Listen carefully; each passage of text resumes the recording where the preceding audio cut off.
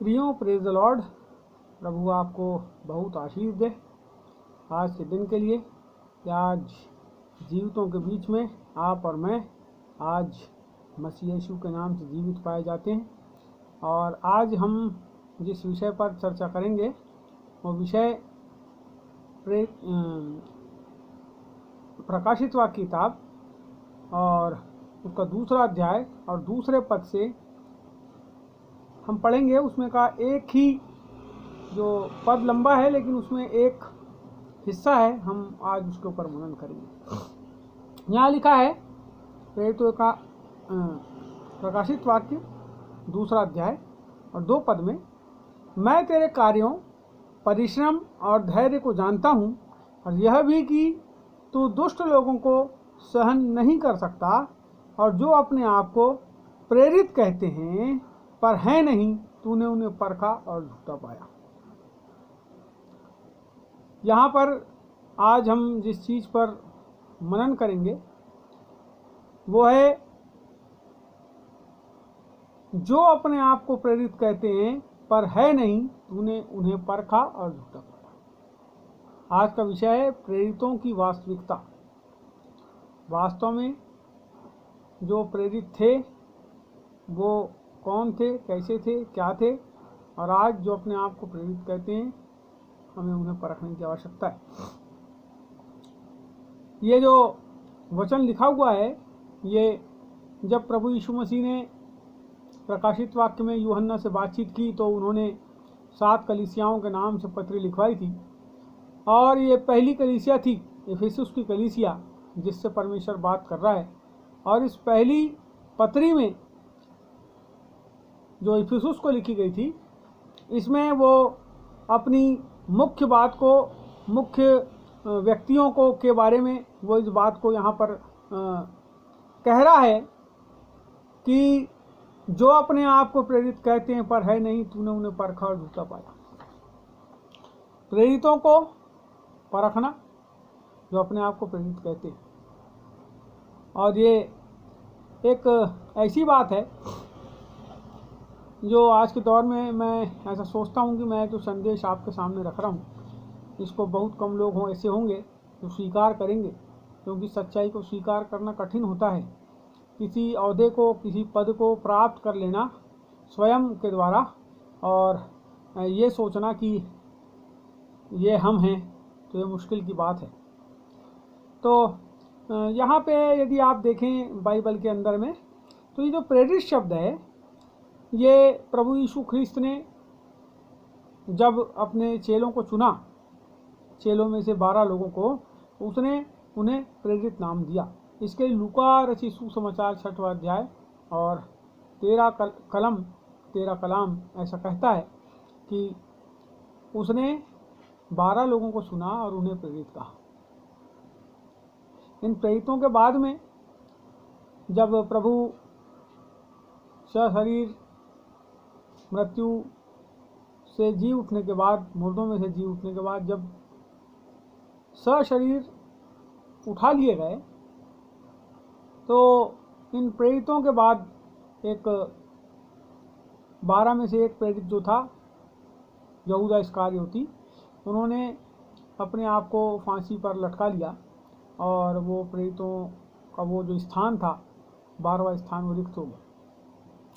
तो प्रेरितों ने 2 लोगों के नाम चिट्ठी डाली और उसमें से मत्तियाह जो है वो एक प्रेरित के रूप में उन लोगों के बीच में 2 लोगों के नाम चिट्ठी डाली। एक जन का नाम आ गया, उसे ले लिए। परंतु यहाँ पे जो 12वां स्थान है यहाँ पर आप देखेंगे बाइबल के अंदर में कि पौलुस नाम के एक व्यक्ति का चुनाव फिर से प्रभु यीशु ख्रिस्त के द्वारा होता है, जिसे वो अन्य जातियों के लिए गवाह के रूप में ठहराते हैं और वो बार बार बहुत सी जगह पर अपने आप को प्रेरित के रूप में जो है दर्शाता है, प्रेरित के रूप में दर्शाता है। तो पहली चीज़ तो ये हुई कि यीशु ख्रिस्त ने अपनी सेवकाई के दौरान 12 चेलों में से, चेले तो बहुत से थे लेकिन उसमें से 12 लोगों को चुना, 12 चेलों को चुना और उन्हें प्रेरित कहा। पहली चीज।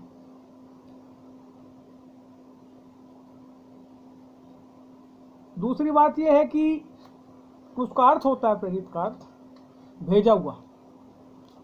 और आप मत्ती रचित सुसमाचार 10वां अध्याय, लूका रचित सुसमाचार 10वां अध्याय में भी पाते हैं कि उसने दो दो करके अपने चेलों को 70 चेलों को भेजा, दो दो करके, जहां वो आप जाना चाहता था।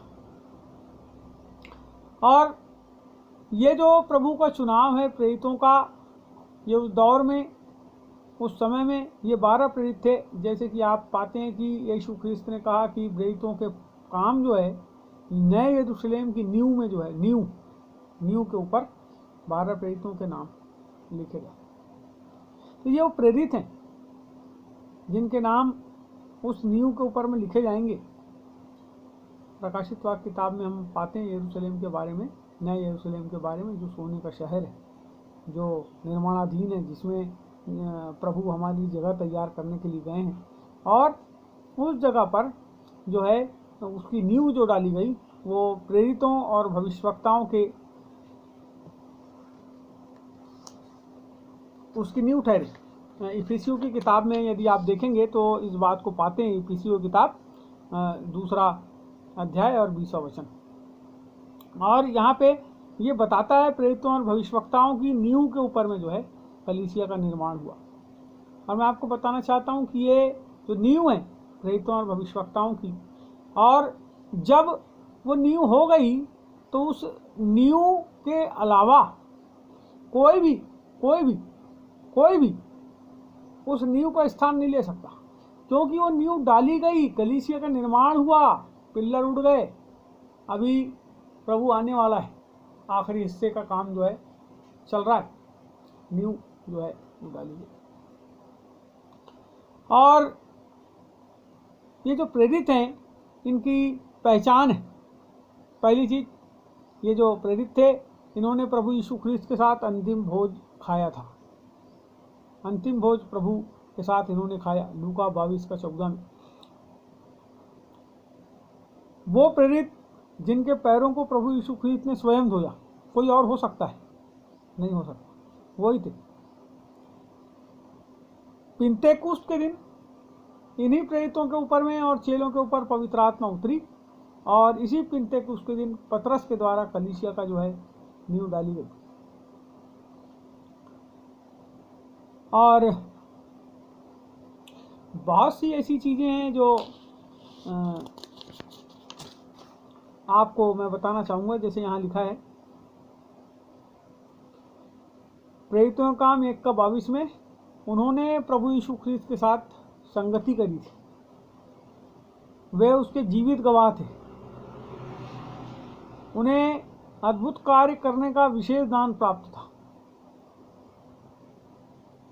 उन्हें मसीह यीशु के भेद की समझ जो है प्रकट करने के लिए उनके ऊपर भेद की समझ को प्रकट किया गया था। इफिसियों की किताब 3 अध्याय 3 से 6 तक उन्हें स्वर्ग के राज्य के भेदों की समझ दी गई थी। मत्ती रचित सुसमाचार 13:11। तो ये जो प्रेरित हैं, जैसे कि आज के दौर में हम देख रहे हैं, अभी कल भी मैंने एक बात को देखा कि एक भाई थे, वो मेरे आए बीच में, और अभी उनका व्हाट्सएप पे एक मैसेज आया तो उन्होंने कहा कि प्रेरित जी एपोस्टल के लिए प्रार्थना करें। और बड़ी असमंजस की बात कई बार हो जाती है कि कई लोग अपने आप को प्रेरित कहते हैं, और प्रेरितों का जीवन यदि आप देखें, पौलुस का जीवन यदि आप देखें, तो आज के दौर में वो समानताएं जो है नहीं मिलती। उन्होंने अपने घर को छोड़ दिया, अपने परिवार को छोड़ दिया सेवकाई के लिए। जहाँ कलीसियाएँ स्थापित नहीं हुई थी वो उस जगह के ऊपर में जाकर के रहे, वहाँ पे कलीसियाएँ बनाए, फिर उस जगह को छोड़ दिया, फिर किसी और जगह पे चले गए। लोगों ने उन्हें मारा, पीटा, सताया, उनको प्रताड़ित किया। और आज का दौर कहाँ इस प्रकार की चीज़ों को मनुष्यों के अंदर दिखाता है? नहीं दिखाता। अगर आप देखें ध्यान से तो बहुत मुश्किल है कि आपको कोई एक बंदा भी ऐसा मिल जाए, उन 12 प्रेरितों में से एक भी ऐसा नहीं होगा जो प्रभु के उठाए जाने वाले समय के बाद जीवित बचा हो। सारे प्रेरितों की जो मृत्यु हुई यूहन्ना को छोड़ करके, सारे प्रेरितों की मृत्यु अस्वाभाविक हुई, उनकी हत्या की गई, उनको शहीद किया गया। केवल यूहन्ना ही एक ऐसा बंदा था जो पतमुस टापू के ऊपर कैद रहा और वहां से छूटने के बाद जो है उसकी इफिसुस में मृत्यु हुई। ये प्रेरिताई जो सेवकाई है, ये एक ऐसी सेवकाई है जो बड़ा एक बोझ को रखने वाली सेवकाई है कि किस जगह पर कलीसियाएं स्थापित नहीं हुई। ये केवल प्रचारक की सेवकाई नहीं है कि फलानी कलीसिया के अंदर जाके आप प्रचार कर दें, ढेमकी कलीसिया के अंदर जाके प्रचार कर दें, वहाँ जाके सिखा दें, वहाँ जाके अच्छी अच्छी बात बता दें और वापस अपने घर आ जाएं। ये जो सेवा है ये ऐसे स्थानों पर जाकर सेवकाई करने वाली सेवा है जहाँ कभी सुसमाचार नहीं पहुँचा। आज जैसे कि हम लगभग 10 वर्ष पूर्व मैं और मेरे कुछ साथी मित्र, मेरे अगुए लोग, हम लोग बैठ के बातचीत करते थे कि भाई साहब कई तो ऐसे गांव के अंदर में लोग भी हैं जिन्होंने कभी बहुत ज़्यादा कोई बाइबल कॉलेज को नहीं किया, बहुत ज़्यादा किसी ज्ञान को हासिल नहीं किया, लेकिन ये लोग जो हैं आज प्रभु के कार्य को किस तरीके से अंजाम दे रहे हैं। जिस जगह पे कभी सुसमाचार नहीं पहुंचा, ये लोग जाकर के वहाँ पर सुसमाचार की सेवा कर रहे हैं और नई नई कलीसियाएं स्थापित कर रहे हैं। एक बंदा मैं बीच में गया उसके पास, वो मेरे पास भी आया, मैं गया उसके पास, उसने नई जगह में काम चालू किया। जब हम उस जगह पे पहुंचे तो वहाँ पहले कभी कोई कलीसिया नहीं थी। मैं एक समय की आपको बात बता रहा हूँ, ये रामपायली खैरलान जी तरफ में गया था एक बार और मैंने जाके वहाँ किसी बंदे से पूछा था 17-18 साल पहले, यहाँ कोई यीशु प्रभु को मानने वाले रहते हैं क्या? तो वो गांव वालों ने बोले यहाँ पे कोई यीशु मसीह नहीं रहता। वो यीशु मसीह किसी व्यक्ति को समझ रहे थे और उन्होंने मुझे नहीं बताया और मैंने काफ़ी ढूंढा लेकिन वहाँ पे कोई बंदा मिला नहीं। लेकिन बाद में प्रभु को धन्यवाद हो कि कुछ लोग वहाँ ऐसे पहुँचे जिन्होंने लगभग अभी वहाँ पे 50-60 गाँवों के अंदर में नई जगह में सेवकाई को चालू किए और अभी उन जगहों पर, उस स्थानों पर अलग अलग जगह से लोग आ रहे हैं और वो बचाए हुए लोगों को चोरी कर करके जो है उनके पास से लेकर जा रहे हैं और कलीसियाएं स्थापित कर रहे हैं। तो ऐसे लोग आज अपने आप को प्रेरित कह देते हैं, ऐसे लोग अपने आप को एपोस्टल कह देते हैं, ऐसे लोग अपने आप क्या पता क्या क्या कहते हैं, लेकिन जो काम करने वाले होते हैं वो कभी अपने आप को कुछ नहीं कहते। वो कहते हैं हम प्रभु के जन हैं, प्रभु के दास है, प्रभु ने चुना, इतना ही हमारा सौभाग्य है, हम उसके लिए मरने के लिए तैयार हैं। और वो अपने जीवन को प्रभु को समर्पित कर देते हैं और उसकी सेवा के लिए जो है वो आगे बढ़ जाते हैं। यहाँ पे प्रेरितों के काम में, हमने प्रेरितों के काम को यदि हम देखें तो आप देखें किस तरीके से जो है पौलुस जो है परमेश्वर की गवाही को, यीशु ख्रीस्त की गवाही को देता है। किस तरीके से स्तिफनुस जो है वो परमेश्वर की, यीशु ख्रीस्त की गवाही को देता है। किस तरीके से पतरस जो है वो अपनी गवाही को देता है। लोगों के हाथ और पैर खीले में ठुके हुए हैं और वो भजन गा रहे हैं जेल के अंदर बैठ के, और जेल खाने के दरवाजे आश्चर्यजनक रीति से स्वर्गदूतों के द्वारा खोल दिए जाते हैं और वो लोग जो है फिर भी नहीं भागते। और अरे अद्भुत काम वहाँ पे जो है आपको दिखाई देते हैं। वहाँ पवित्र आत्मा की सामर्थ्य जो है वो ऐसी रीति से प्रकट होती है और उनके जीवन के ऊपर में उतरती है और लंगड़े जो हैं कूद कर चलने लगते हैं उनके जाने से। अद्भुत अद्भुत काम जो है वो होते हैं। ये आश्चर्य कर्म की सेवा की बात कर रहे हैं, लेकिन मुख्य बात जो है वो है उनके प्रचार करने से हजारों हजार लोग बचाए जाते हैं। नई नई जगह पर कलीसियाएं स्थापित होती हैं और आज के दौर में यदि आप ढूंढें तो अपने आप को ऊंचा स्थान पर स्वयं भू नियुक्त करने वाले लोग बहुत सारे मिल जाएंगे, लेकिन परमेश्वर के लिए ज्वलंत और जागृत, जिन जगह पर कभी वचन नहीं पहुंचा, जिन जगह पर कभी प्रभु का कलीसिया स्थापित नहीं, उस जगह पर जाकर उसी कलीसिया को स्थापित करने वाले लोग प्रभु के दासों की आस करते। मैं अपनी, अब तो गाड़ियाँ हो गई, पहले तो कंधे पे लाद कर मैं किताबों को लेकर के बहुत दूर दूर जाता था। और मैंने एक बात को देखा, अभी हमारे बीच में एक भाई थे, नागपुर में वो रहते थे, क्लेरी ब्रदर उनका नाम था, ब्रदर क्लेरी जोसेफ। वो आदमी को मैंने देखा अपने कंधे में इतने वजन को लाद करके, वो कहाँ रहा जबलपुर और कहाँ रहा बीजापुर और कहाँ वो साउथ की बॉर्डर, और जहाँ पे कोई बाइबल नहीं, कोई किताबें नहीं, कुछ नहीं। वो बंदा उस जगह पर, हम गए बाद में, अभी गए 4-5 साल पहले, तब हमको पता चला कि यहाँ पे भाई साहब आते हैं। पता चला कि वो 10 साल से उस जगह के ऊपर में जाकर वचन को जो है फैलाने का काम कर रहे हैं। हम सोचते थे हम ही कर रहे हैं, नहीं नहीं नहीं, हमारे जैसे बहुत हैं। और ऐसे लोग हैं जिन्होंने पूरे समर्पण के साथ जो है परमेश्वर के वचन को कहाँ कहाँ नहीं पहुँचाया है, कहाँ बाइबलें थी, कहाँ नहीं थी, कहाँ लोग थे, किसी को कुछ समझ नहीं आता था, और उन्होंने जाकर के लोगों को समझाया है, उन्होंने जाके वहाँ किताबें मुहैया कराई है, उन्होंने जाकर लोगों को जो है एक मजबूत जो है पिल्लर के रूप में खड़ा किया। मेरे प्रियो, सेवकाई जो है, प्रेरिताई सेवकाई बड़ी कठिन सेवकाई है। आज के दौर में जब किसी के पास पैसा होता है, कोई संस्था पैसा देती है, तो लोग जो हैं पैसा पाने के लिए, कुछ मिल जाएगा 2-4 हज़ार रुपये और हमारी ज़िंदगी अच्छी चल जाएगी, ऐसा सोच के वो जा जाके जो हैं जुड़ जाते हैं। और जिसके साथ जुड़ते हैं वो आदमी सोचता है कि अब मैं जो हूँ वो प्रेरिताई स्तर पे पहुँच गया। उसके बचाए हुए कोई नहीं रहते, उसके स्वयं के द्वारा बचाए हुए एक भी बंदे नहीं रहते जो सेवकाई के लिए स्थापित किए गए हों। वो सब लोगों को जोड़ जोड़ के अपने आप को सोचता है कि अरे ये तो मेरे द्वारा हो गया। एक जगह, एक स्थान, एक संस्था, एक सेवकाई जो स्थापित होती है, यदि पैसे के दम पे स्थापित होती है, तो मैं बताता हूँ मेरे प्रियो, पैसे के दम पे स्थापित की हुई सेवकाइयाँ समाप्त हो जाती है। संसार में 2 शक्तियाँ हैं जो राज्य करती है। पहला जो है वो परमेश्वर है और दूसरा जो है वो पैसा है। प्रभु यीशु ने कहा तुम 2 स्वामियों की सेवा एक साथ नहीं कर सकते, धन और परमेश्वर। तो कितने लोग हैं जो धन के पीछे पड़े हुए हैं, और यदि आप देखें तो कितने लोग हैं जो केवल परमेश्वर को चाहते हैं। उन्होंने कितनी बार अपने धन को, उनको मिलने वाले धन को ठुकरा दिया। कितने लोग हैं जिन्होंने लाखों लाख रुपए ठुकरा दिए, लेकिन अपनी सेवकाई को, अपने कामों को किसी के भी अधीन नहीं किया, वो केवल परमेश्वर के अधीन होकर के काम किया। जो लोग पहले कहते थे कि हम कोई विदेशी धन नहीं लेंगे, उन्होंने विदेशी धन लिया। जो कहते थे हम कभी चोगा धारण नहीं करेंगे, उन्होंने चोगा भी धारण किया।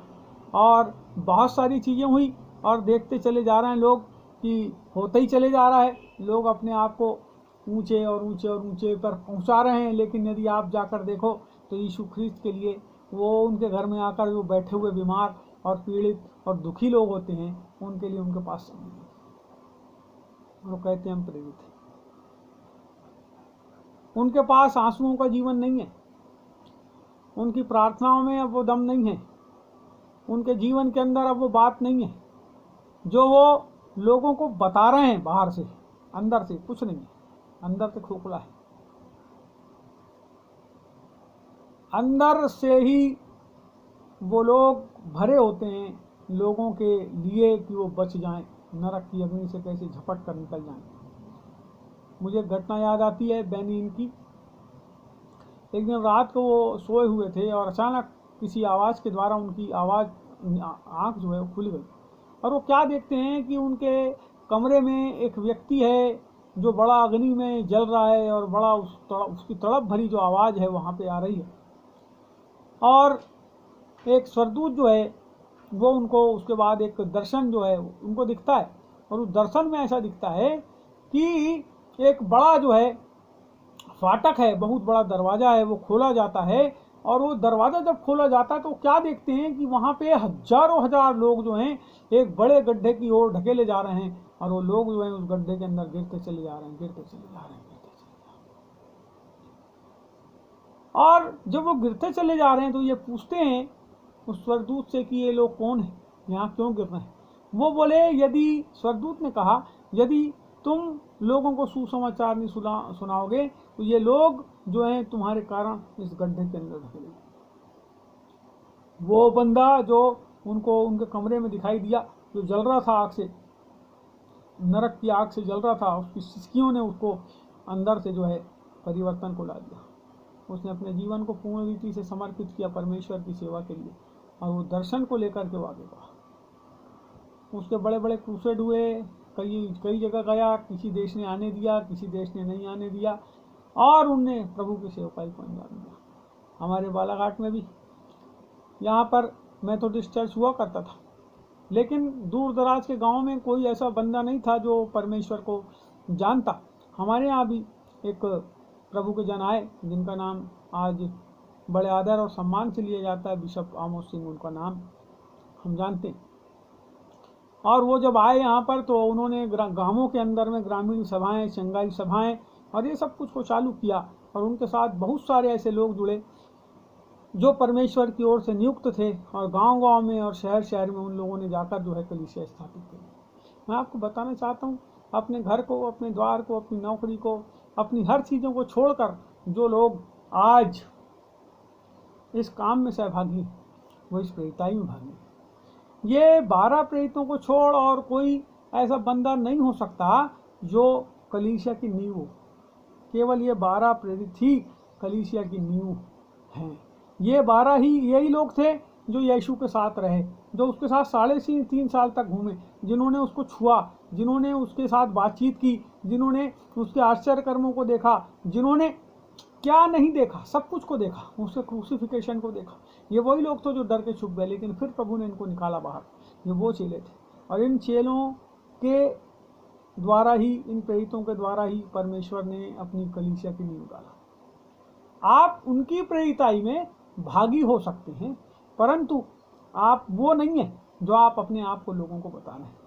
इसलिए मेरे प्रियो, हम अपनी वास्तविक स्थिति को जानें कि हम वास्तव में कौन हैं।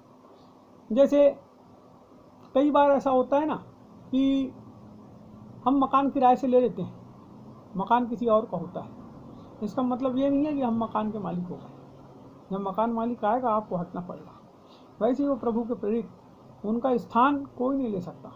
आज वो नहीं है तो प्रभु ने हमको रखवाला, चरवाहा, पास्टर, प्रचारक के रूप में रख दिया है, और हम लोगों के बीच में जाके अपने संदेशों को सुनाते हैं, उनके जीवन को व्यवस्थित करने की कोशिश करते हैं, उनको जीवन को पाप से फेरने की कोशिश करते हैं। हम कोशिश करते हैं, लेकिन करने वाला प्रभु होता है। इसलिए यहाँ प्रभु का वचन जो है बहुत स्पष्ट रूप से कहता है कि तुमने जो है परख कर, जो अपने आप को प्रेरित कहते हैं, तुमने उन्हें परख कर जो है जाना कि वो प्रेरित हैं कि नहीं, और तुमने ये पाया कि उन्हें झूठा पाया, उन्हें परखा और झूठा पाया। तूने उन्हें परखा और झूठा पाया। तो यहाँ पर ये कलाम कहता है तूने उन्हें परखा और झूठा पाया। तो वो प्रेरित जो उस दौर में जिन्होंने कलीसिया की स्थापना की, आज हम वो प्रेरित नहीं हैं, लेकिन आज हम उनकी प्रेरिताई के भागी हैं, उनके साथ भागी हैं। परमेश्वर ने हमको चुना है भागीदार होने के लिए, लेकिन वो प्रेरित हम नहीं। इसलिए हर समय सचेत रहें प्रियो कि परमेश्वर ने हमको जिस काम को दिया है, मैं हर समय एक बात को बोलता हूँ, मैं क्या हूँ, कैसा हूँ, कब से हूँ, कैसे हूँ, ये सब कोई मायने नहीं रखता। मायने ये रखता है कि यीशु मसीह ने मुझे जिस काम को दिया है, मैं उस काम को कर रहा हूँ या नहीं कर रहा हूँ। यदि मैं अपने आप में ये समझूँ कि मैं फलाना हूँ और मैं वैसे काम नहीं करता, तो मेरा वो कहना व्यर्थ है। हम अपने आप को तैयार करें। यीशु ख्रीस्त आने वाले हैं हमें ले जाने के लिए, और हमारे जीवन की हर बातों का जो परखना है वो यीशु मसीह के हाथ। वो हमें परखेंगे और हमें हमारे कामों के अनुसार देने के लिए प्रतिफल उनके पास है। प्रियो, प्रेज द लॉर्ड। मैं आप सबका बहुत आभारी हूँ कि आप मेरे संदेशों को सुनते हैं, और प्रभु ने जो भी मेरे जीवन पर प्रकट किया मैं आपको और वो सब जानकारी दूंगा। मैं आपसे निवेदन करता हूँ कि आप मेरे चैनल को सब्सक्राइब करें, लाइक करें, शेयर करें, और एक घंटी होती है, उस घंटी को भी वहाँ नीचे सब्सक्रिप्शन बॉक्स होता है, उसके बाजू में लिखा होता है, एक घंटी का चित्र बना होता है, उसे दबा दें तो जो भी नया मैसेज होगा आपको पहुँच जाएगा। दूसरी बात, मेरे प्रियो, इस वीडियो को आप दूसरे लोगों को अवश्य पहुँचाएँ, जिससे वो लोग भी प्रभु में आशीषित हो सकें, और इसके द्वारा आप भी प्रभु की आशीष हो पाएँ। ऐसी आपसे विनती करता हूँ, धन्यवाद देता हूँ, और आप सबको प्रभु के अधीन करते हुए प्रेज द लॉर्ड। जय मसीह।